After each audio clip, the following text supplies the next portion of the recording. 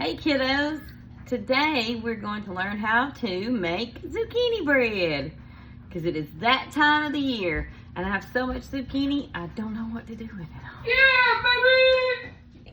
First thing you're going to do is set your oven to bake at 325.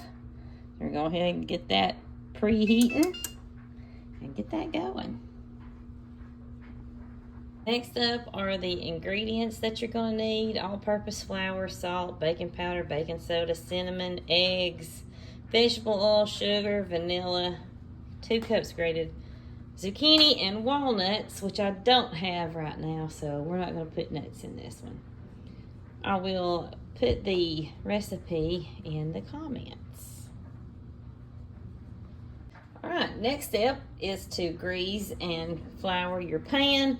I prefer the spray, works just as good, super easy. You're just going to spray to coat both pans. This recipe makes 2 loaf pans. And next up is getting your zucchini ready. So I chopped both ends off of the zucchini and set those aside. And then I cut my zucchini into chunks. They might be too big. I might have to cut them on down. Let's see, this one will probably fit. All right, we're learning together, girls, because I've never actually done this with the food processor. I usually always do it with the grater, but we're gonna give it a try. So we want to shred. Here we go, let's try it. Well, nothing. Okay, hang on. Okay, I figured it out, girl. So it has a safety feature on it to keep you from getting hurt, and you have to, imagine that, use the safety feature. So you're gonna put your zucchini in there, then you gotta put this in before it works. And we're just gonna slice, shred. Here we go. Nice, look at that. Oh, this is so easy. This is so much easier than using the hand grater. Alright, that's all shredded up. Now, like always, I have a clean kitchen. I've washed my hands. All my surfaces are clean. So now I'm going to take my, look at that, my beautiful shredded up zucchini. And I'm going to measure out 2 cups. Alright, so there's 2 cups. I have a lot of zucchini left, so I might actually make a double batch. Next, you're going to mix your dry ingredients. So you need 3 cups of all-purpose flour. Make sure it's all-purpose and not self-rising. So we're going to have 3 cups of that. Okay, that's about 2. There we go. There's 2. And then 1 more cup of that. And another cup, so that's 3 cups. And then you're gonna do 1 teaspoon of salt. So you wanna make sure you have a little teaspoon measuring cup. A teaspoon of salt. You're just gonna measure that up like so. Level that out. Make sure, yeah, that's good. 1 teaspoon of salt. Then 1 teaspoon of baking soda. Now, I don't have anything but this gigantic bag of baking soda. You do not need this much to cook, but I use it for several things. Laundry and stuff. All right, 1 teaspoon of baking soda and a teaspoon of baking powder. The great thing about baking powder is it has this little lip where you can just boop, magically measure. I wish everything had that. And then 1 tablespoon of cinnamon. Now in a recipe, when it's a small t, a lowercase t, that's a teaspoon. When it's an uppercase t, that's a tablespoon. So, just in case y'all didn't know that. Now you know. All right. A tablespoon of cinnamon. And I think your Nana and Pawpaw just pulled up.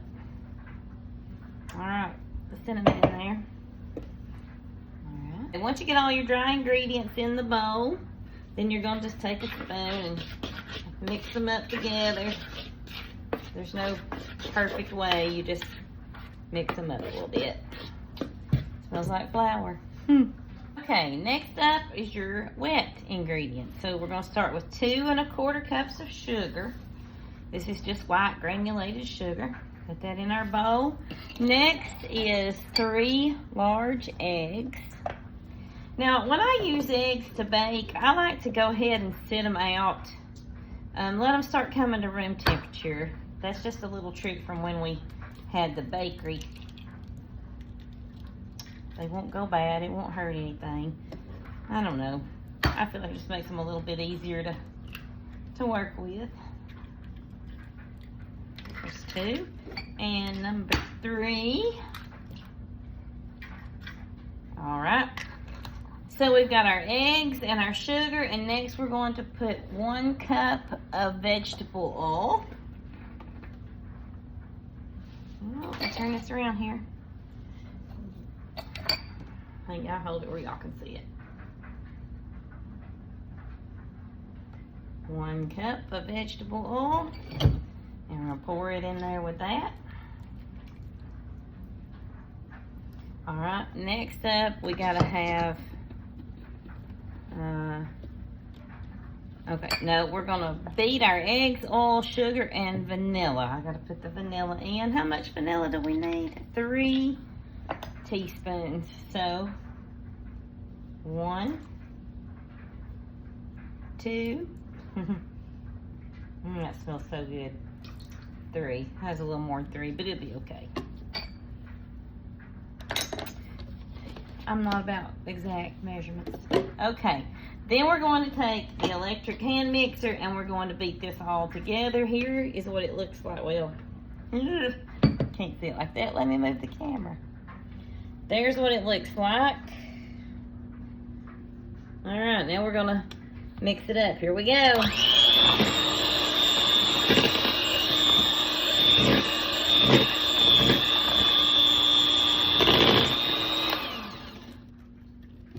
I'll be back in a minute. All right, next up, you're going to add your dry ingredients to your wet ingredients. So, I'm going to just start pouring that in like so. Okay. Now then, you'll have a concoction that looks like that. In a perfect world, I would have my big stand mixer out, but I don't, so I'm going to try to do it with a little hand mixer, and let's hope we don't burn it up. Here goes nothing.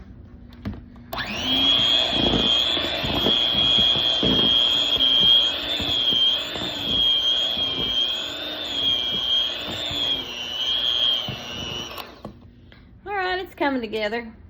Oh, hold on. Well, I didn't burn it up, I don't think. It smells a little hot. The reason I say that is because it's very thick, so it's really better.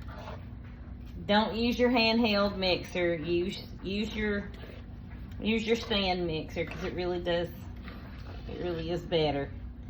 But I was being lazy and I'm making a mess. I'm having one of those kind of days.